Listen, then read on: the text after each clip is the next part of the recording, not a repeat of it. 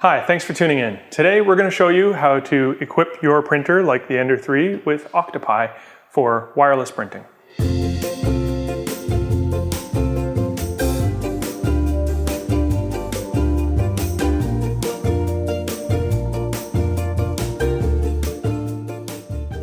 So in front of me I have basically everything we're going to need to equip this printer with Octopi or Octoprint.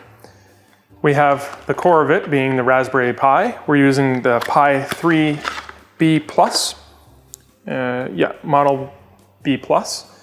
So this has wireless built right in, and we have a appropriate power supply for it. So this is a 5 volt, 2.5 amp in this case. 3 amp would be even better, but I think they recommend that for this model you have at least 2.5 amps. It happened to come in a kit with the Raspberry Pi. We also have the PiCam 2, I think it's a 2.1, version 2.1, and that comes with about a 15 centimeter or so ribbon cable that connects the camera to the Raspberry Pi. But as the gantry moves up, we're going to need a little bit more than 15 centimeters. In our case, our camera is going to be attached to here. And to do that, we've got a couple pieces for a bracket that snaps on. We've got the enclosure for the camera itself. It's a 2-piece little snap-on. And then we have the case for the Raspberry Pi. This is actually a really nice case. We'll include the links to in the description below for all of these. But this is a 2-piece kind of clamshell style.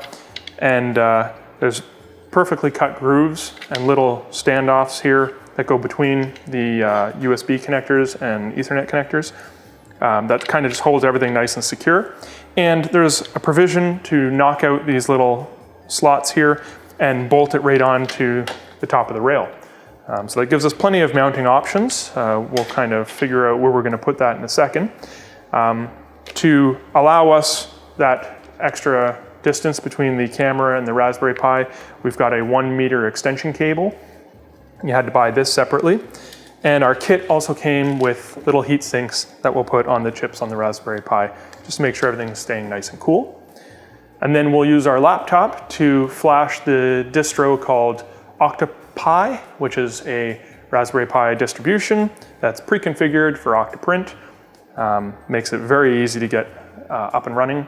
And we'll go over how you configure that to connect to your Wi-Fi right out of the gate. So let's get started on the computer. So to start, go to octoprint.org and click on download at the top, and that will take you to this page. Download whatever the newest distribution of Octopi is.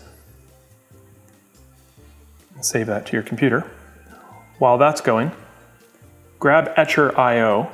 I've had extremely good luck and success flashing SD cards with images using this.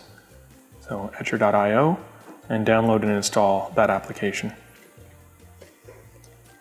And we'll just wait a couple seconds for the download to finish here.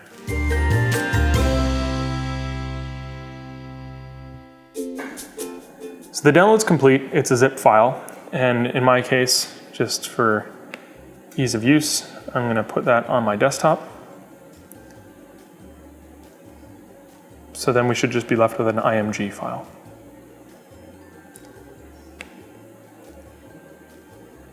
And while that's going, let's open Etcher.io. We can minimize this. So we're going to select the image, and this is the IMG file that we just put on our desktop. There we go. And it's already detected that we've got a SD card in there. It's just an 8 gig card. That's good enough. And we'll hit flash. And don't be alarmed if this takes a little while. It will flash, and then it will verify. Okay, so it's flashed and it's verified, and we're not going to flash another right now. The first thing we need to do is navigate to the SD card, which we may need to remove and reinsert it for it to be detected. There we go. So in here, there is Octopi WPA supplicant. This is the file we want to edit.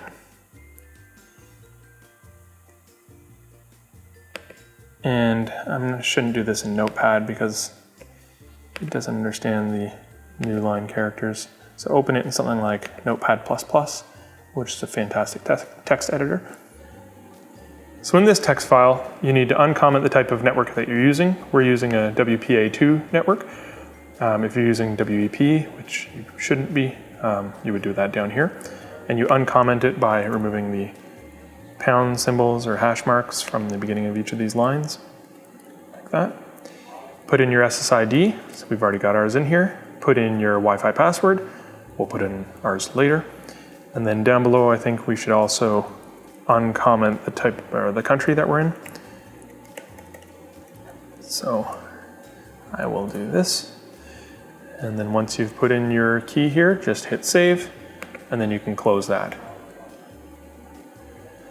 Now that we've got that configured and saved, we are done on the computer, and we should be able to pop that into the Pi, and it should automatically connect to the wireless network. So I've placed the Raspberry Pi in this base here, and I'm just going to insert the SD card into the slot.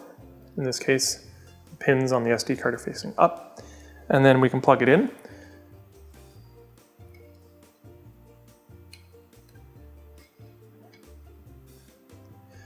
So we should see this LED here, the little green one, start flashing rapidly. The red one's just power. The green means it's reading the SD card. And we'll give it a little while to fully boot up and connect to our wireless network. While that's going, I'll just take the opportunity to install the heat sinks.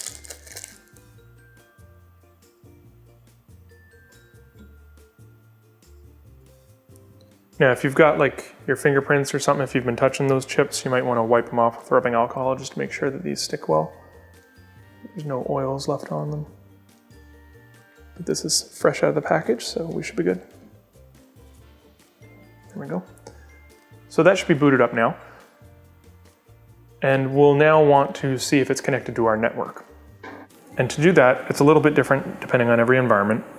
But on your computer, go to Windows key R if you're on Windows and type in CMD, or you can just go to the start menu and type command prompt. In here, type in ipconfig, and typically your default gateway here, this will be your router's address. So you will go to that address in a web browser, and that should list all of the clients on your network, and that's going to vary depending on what router you have, so you'll have to figure that bit out on your own. So in our case, the router's IP address, as you saw, was 192.168.2.1, and there's our Bell router. And in this case, we just click on the network tab, and it shows on the 5 gigahertz Wi-Fi, you see in a device called Octopi. I wonder what that is. So this address, 192.168.2.208, is the address that we'll use here, 192.168.2.208. Now, if your network supports Bonjour, you'd be able to type in octopi.local, I believe, and it would find it. With any luck, we should be presented with the Octoprint web interface. There we go. So now we're going to go through the setup wizard. It's probably a good idea to password protect your printer with username and password, especially if you are going to open it up to outside of your local network. So if you can connect to it from outside your house, this would be a good idea. I'm just going to put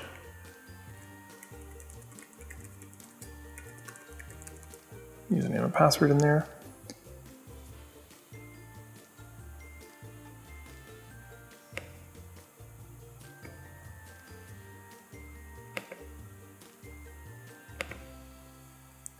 Go next.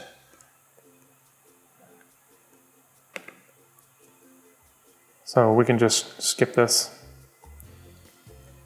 This is just checking to see if it has network connectivity, which we do. Next. Oops. Next. There we go. So if there are like rogue plugins, they can get blacklisted. I'm going to enable that and let them handle which plugin should be blacklisted. And I'm not going to use Octoprint for slicing. especially on something like a Raspberry Pi. I think it would be a little slow, and I am always uploading pre-sliced G-code files anyway. And our first printer. So we're going to call this very uniquely Ender 3. Or I can call this whatever I want, and then maybe I'll put the model in here as Ender 3. Call them both the same, that's fine. So now we're going to enter the dimensions of the printer. So it's 220 by 220 by 250 in the case of an Ender 3. The origin we're using lower left, so 0, 0 is at the front left corner. It's a rectangular bed. It's also heated. Let's go next. All right, couple warnings, finish. Okay, so on the landing page here, we would want to make sure that we can connect to that printer. And to do that, we're going to have to obviously connect the Raspberry Pi to the printer. Right now, we haven't hooked up the two via the USB cable to the front of the Ender 3. So let's take a moment and do that. So we'll connect the two of these. Obviously, this isn't its final resting place, and we'll have to spend some time routing this cable. But ultimately, it's just going to be plugged into the front here, just as if you were connecting a computer to it, full-size computer to it. And then we should be able to connect to the printer in the web interface. So now we should be able to just leave these at auto. If you really want to, you could change this to 115/200. Let's just leave it at auto. And let's say automatically connect, and we'll save these. With any luck, it should, there we go. Reset the printer as it establishes the connection. We heard the BL touch in our case, click. And now we're connected. So now that if we unplug it or restart the Raspberry Pi, it should automatically reconnect. And here we're presented with the temperature graph, historical temperature. You can also set the temperature to these. Right now they're both off. And we can control the printer by moving it around. This is where we'll see our webcam in a few seconds. But we can move the bed forward and back. We can move the hot end side to side. First, I believe we have to home them.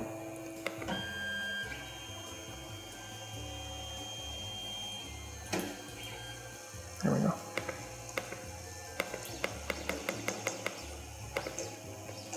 And we can choose how much we move at a time. We can move 100 millimeters at a time.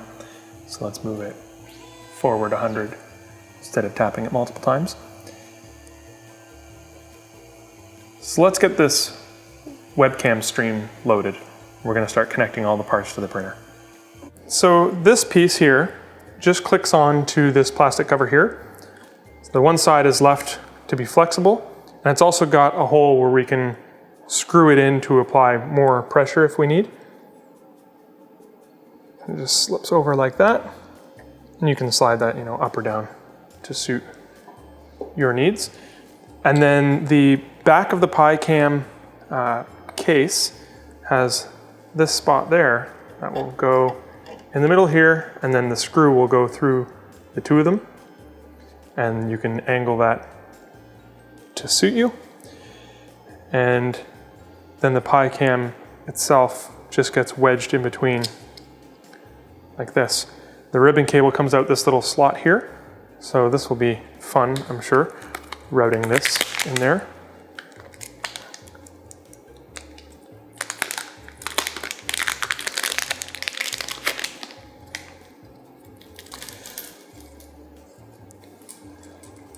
So the way these work is there's a little bar here, little gray, dark gray bar in this case. You slide it out, slide in it's blue at the end of this ribbon, with the teeth, the pins facing away from you, and then just press that bar back in and it will put pressure down on those pins. And then I think this might actually be easiest to just feed this all the way through here.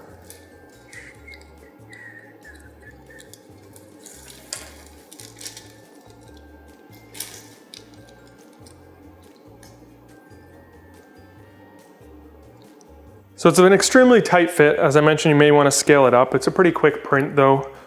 It fits perfectly fine until you realize that you have to have the cable connected first, and then it makes you kind of put it in on an angle. So this hole really should be a little bit bigger.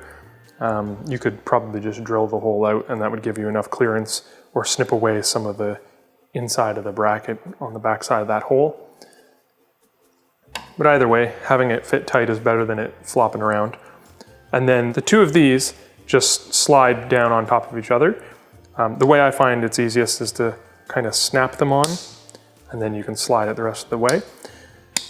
Once you have this slid on, it's going to be very difficult to get it off without breaking it, but luckily it's a quick print, like I said. So that was way too tight of a fit. I couldn't get it to slide all the way on, so I'm going to reprint this maybe 2% larger or so. It takes about 25 minutes or so to print, but for now, this will do. And I'll just friction fit this in here. Ideally, you would add a M3 bolt to secure the two together.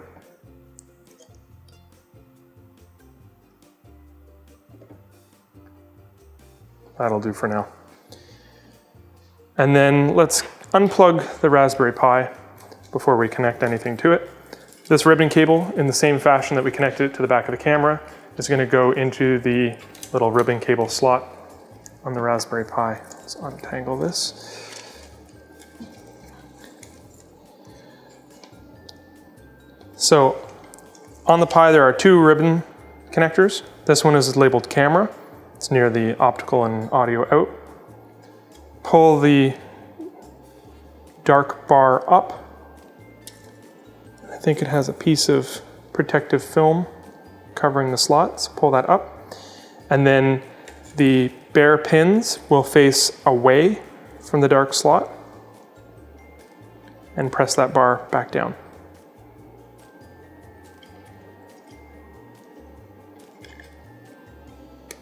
There we go. Perfect. So now with any luck, when we power this back up, we should be able to, in a few seconds, once it's booted, see the webcam feed on the Octoprint web interface. All right, so we've got the camera set up. The lens on the camera itself needs to be rotated to change the focus. It's a fixed focus lens, and don't be afraid to rotate it quite a bit before you're able to, read the text on the BL Touch. But now you can actually use keyboard controls instead of these controls here. It'll show you what keys do what. So now you can actually just use the arrow keys to control the printer. So now if I hit left or right, it moves that direction, and the bed up and down, move that way. So that's kind of neat.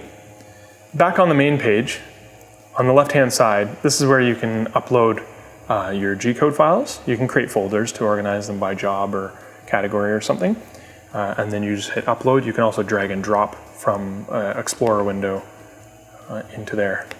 So if you grab any one of these G-code files, you can drop it there, and that will save it directly to the Raspberry Pi. And then you would just hit the print button here if you wanted to load and print that file. Now there are a bunch of plugins for Octoprint in the plugin manager here. So you can add visualization tools for your BL Touch mesh bed leveling. You can add octolapse for fancier time-lapse photography. But I'm not going to cover the plethora of those that are available. So now we can use the printer without being tethered by cables. So now I'm going to spend a little bit of time tidying this up. I need to route this cable through the case. I'm not exactly sure how I'm going to do that. Let's make sure everything's unplugged. And let's pull that bar up that we use to pinch the cable into the connector and pull the cable out. This thing keeps wanting to tangle. So what I've decided to do as far as mounting goes is I'm going to take this case, which has provisions for 2 bolts to go through here. I'm going to use M4 bolts and the hammer nuts, and I'm going to bolt it into the side of the extrusion there. So that plate will be sitting right like that. The nice thing about having it here, at least in my eyes, is that the power from the Raspberry Pi and the power for the power supply are both in the same corner of the unit. It doesn't get in the way of any of the cables that we have going on there.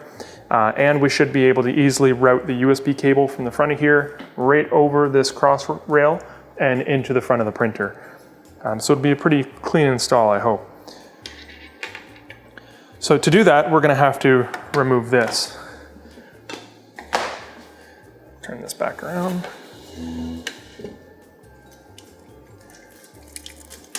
The power supply, if you remember from assembling the Ender 3, is just 2 bolts through the upper extrusion there, and then the entire power supply will be free.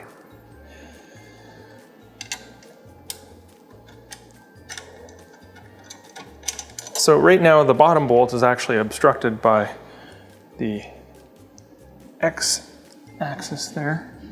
Here we go. Slowly turning the coupler will allow you to raise the gantry. And careful, because after this there's nothing holding the power supply on.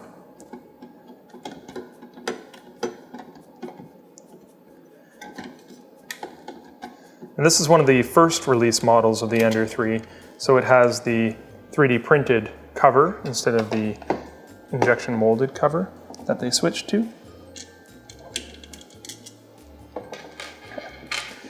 Both those there.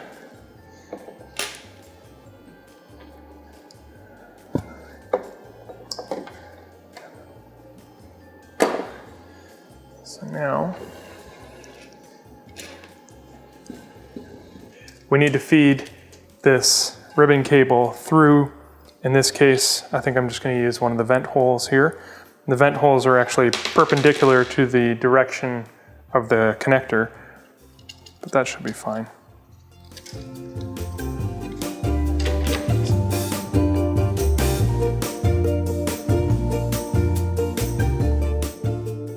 You want to make sure that the ribbon cable is not creased or anything. It's pretty flexible, but you just don't want to have like a sharp crease in it. And then I will screw this together.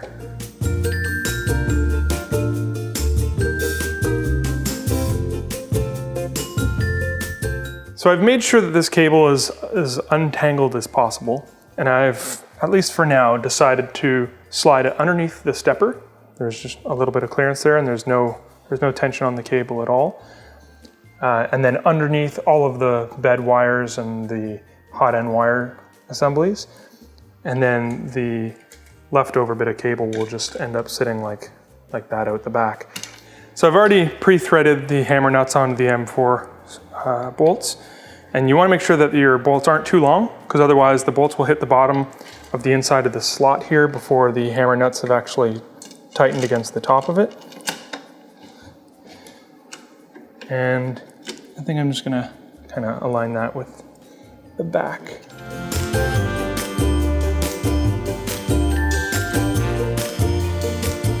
So now we can reassemble the power supply. We'll have to route the cables kind of up here.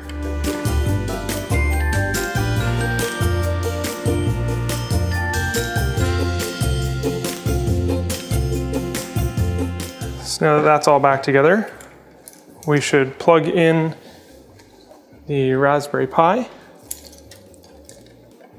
And after plugging in the Raspberry Pi, it's probably not a bad idea to zip tie the Raspberry Pi power cord to the power cord for the printer itself, just to kind of make sure that it doesn't slide out.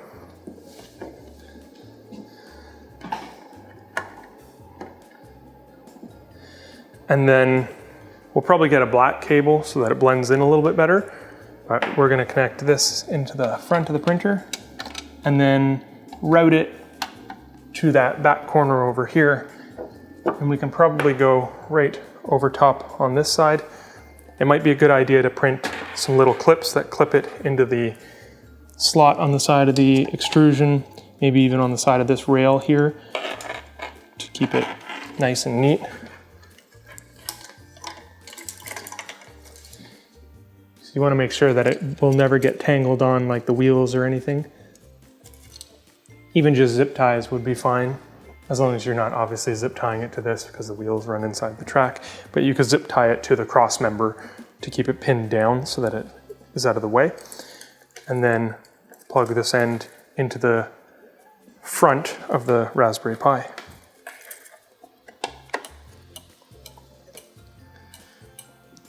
So it is definitely a good idea to make sure that that case, this particular case, is all the way to the back because there's barely enough room to get the USB cable in. This blue USB cable is a lot thicker than it needs to be, so getting something thinner will also make that whole ordeal a little bit easier. And this ribbon cable for the Pi cam could probably use some work as far as routing is concerned because it wants to just kind of coil itself up. We just want to make sure that everything stays out of the way and doesn't get caught on anything here. All right, so there you have it. We've got a Raspberry Pi connected Ender 3. We can submit our jobs wirelessly. We can record time-lapse recordings once we print that bracket again. And we can monitor it remotely and control it remotely as well, which is kind of nice, especially if you have a long print. It might be going while you're at work or away from home, and you can just check in on it and make sure it hasn't come loose or you don't have kind of a mess of spaghetti. And if you do, you can cancel it at that time. Remember, like and subscribe and leave a comment down below. Let us know what else you'd like to see in the future. Thanks for watching.